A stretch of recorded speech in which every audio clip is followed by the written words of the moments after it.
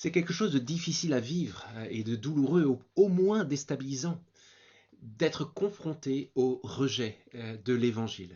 Lorsqu'on a l'occasion de partager l'espérance chrétienne, l'espérance que, au lieu de nous juger, Dieu veut nous pardonner, au lieu d'être ses ennemis, nous avons la possibilité en Jésus-Christ de faire la paix avec Dieu et de ne plus être exposé à sa colère.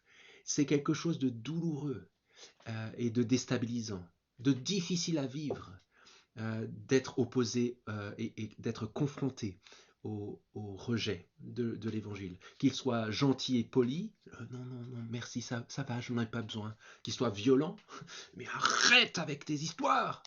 Qu'il soit moqueur, ah oui, oui, oui, il y en a encore qui se posent ces questions-là, ouais, d'accord, allez, ça c'est pour un autre siècle, c'est pour une autre époque, c'est pour les arrière-mondes, aujourd'hui on ne fait plus ça.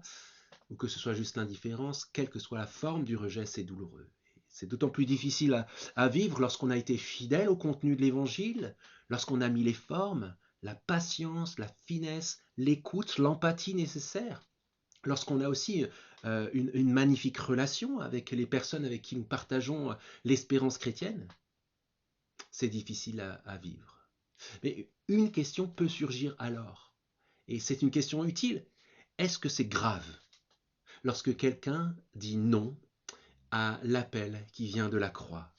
C'est une question peut-être inhabituelle, peut-être que vous ne vous l'êtes jamais posée comme ça, mais c'est vrai quand quelqu'un décline l'invitation de l'Évangile, l'invitation à faire la paix avec Dieu, quelles sont les incidences? C'est quoi les conséquences?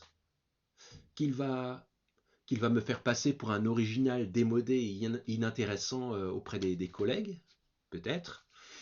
Que ce n'est pas de sitôt qu'on verra cette personne à l'église? Peut-être aussi, c'est peut-être une conséquence, qu'on ne sera plus amis, qu'il y a quelque chose de cassé dans notre amitié, ou même au sein de la famille.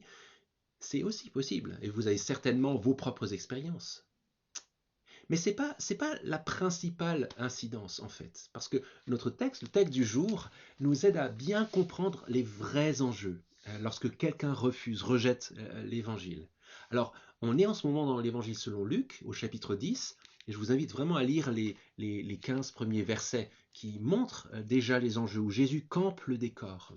Et il parle notamment au verset 5, c'est ce qu'on a déjà vu précédemment, avec Joe, à faire la paix, à déclarer la paix de la part de Dieu sur ce monde, à inviter les gens à faire cette paix. Mais le verset crucial d'aujourd'hui, c'est le verset 16 du chapitre 10. On le lit ensemble. Voilà ce que Jésus dit sur ce qui se joue lorsque nous partageons l'évangile et lorsque des gens répondent au partage de l'évangile. Celui qui nous écoute, celui qui vous écoute, pardon, m'écoute. Et celui qui vous rejette, me rejette, dit Jésus. Et celui qui me rejette, rejette celui qui m'a envoyé. Ça change beaucoup de choses. Ça veut dire que lorsque mon ami, la semaine dernière, a rejeté l'invitation que je répercutais, que je lui donnais de la part de Dieu, de faire la paix avec Dieu, que c'était ça la racine à laquelle il fallait aller, lorsqu'il m'a dit, écoute, arrête de m'en parler, ça veut dire qu'il a rejeté Jésus. Et en rejetant Jésus, ça veut dire qu'il a rejeté celui qui a envoyé Jésus, c'est-à-dire le Dieu vivant, le seul juge.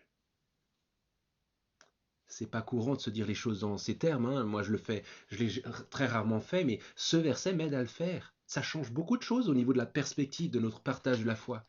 Il y a tout dans ce verset pour nous porter dans notre témoignage. Il y a l'invitation claire, très simple, comme on en parlait au verset 5, faites la paix avec Dieu. Il y a deux réponses possibles, écouter ou rejeter cette invitation. Et en rapport avec ces deux réponses possibles, il y a une chaîne de conséquences. Écouter les disciples de Jésus, c'est écouter Jésus lui-même. Et écouter Jésus, c'est s'approcher de la paix que Dieu offre par Jésus. Et inversement, une autre chaîne de conséquences est en place. Rejeter les disciples de Jésus, c'est rejeter Jésus lui-même.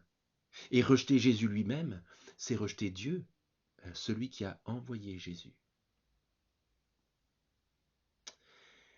Nous sommes en ce moment dans l'année de grâce de la part de Dieu. Il faut qu'on se mette en tête le timing de Dieu avec les vraies échéances de ce monde. Et bien sûr, il y a d'autres échéances importantes dans ce monde, mais la vraie échéance, selon le vrai timing de Dieu, c'est que nous sommes dans l'année de grâce de la part de Dieu. Cette année de grâce, comme Jésus l'a dit au chapitre 4 de Luc, c'est Dieu qui l'a voulu, avant le jugement qu'il va faire venir, contre quiconque s'obstine à le rejeter. Et dans ce répit, cette année de grâce avant le jugement dernier, il y a une seule voix qui résonne. La voix des disciples de Jésus sous forme d'une invitation. Faites la paix avec Dieu, recevez le pardon de Dieu. Ça nous conduit à un double défi, très naturellement aujourd'hui. Le premier défi, c'est pour, si vous êtes quelqu'un qui ne se présenterait pas comme chrétien, qui n'aurait jamais dit oui à l'invitation, rappelons-nous sur la base de ce verset que cette invitation vient directement de Dieu, au-delà de la personne qui vous l'a partagée. Par cette invitation, Dieu vous offre d'échapper au jugement qui vient pour vivre dans son royaume parfait pour toujours. Ne rejetez pas cet appel, dites oui. Et l'autre défi, j'ai dit que c'est un double défi, l'autre défi c'est pour quelqu'un qui est disciple de Jésus. Cette invitation, eh bien ceux qui t'entourent ne pourront pas y répondre s'ils ne l'entendent pas. Et ils ne l'entendront pas si tu n'ouvres pas la bouche et si tu ne parles pas.